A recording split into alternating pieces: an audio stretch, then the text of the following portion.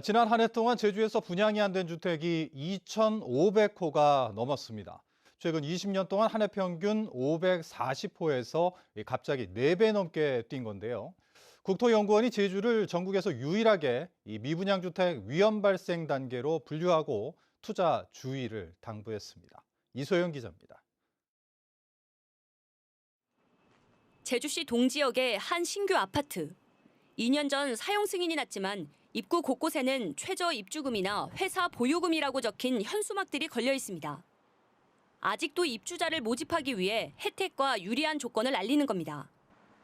최근에 새로 지은 다른 아파트들도 사정은 마찬가지입니다. 지난해 도내 8개 주요 아파트 단지 입주자 모집 결과 모든 사업장에서 미분양 사태가 발생했습니다.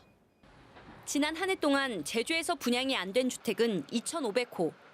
최근 20년 동안 한 해 540호 정도가 생겼는데 갑자기 4배 넘게 뛴 겁니다. 특히 애월과 대정, 안덕 등 읍면 지역이 심각한 상황. 이주 열풍과 인구 증가에 투자자가 몰렸던 타운하우스 인기가 시들면서 미분양을 이끌고 있고 투기 수요로 이미 오를 대로 오른 아파트 값에 다른 지역 투자자도 외면하고 있기 때문입니다.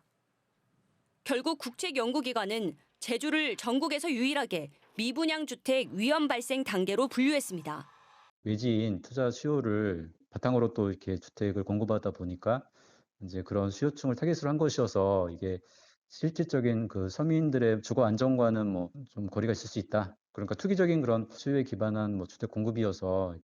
국토연구원은 고금리 정책과 경기 침체가 지속되면 미분양이 더 늘어날 수 있고 특히 외지인 투자 수요를 목표로 한 전원주택의 경우 변동성이 크다며 투자 주의를 당부했습니다. 반면 부동산 업계에서는 오를 대로 오른 분양가에 관망세를 보이고 있는 실수요자들이 도심지 신규 아파트 매입에 관심을 보이고 있어 미분양 사태가 점차 해소될 거란 전망도 내놓고 있습니다. 이제 청약이 어느 정도로 잘 마무리가 되고 나면 거기에 이제 당첨이 되지 못한 이러한 수분양자들은 실수요자들은 어쩔 수 없이 다른 대체 부동산을 찾아야 되는 거거든요. 그때가 되어야 점점 더 이제 점차적으로 제주의 미분양 주택이 감소되지 해소되지 않을까라고 생각을 합니다. 올해 중부공원과 오등봉 등 민간 특례 사업에 의한 신규 아파트 분양으로 2,000세대가 공급되는 가운데 제주 지역 미분양 주택 시장에 어떤 영향을 끼칠지 관심이 모아지고 있습니다. MBC 뉴스 이소연입니다.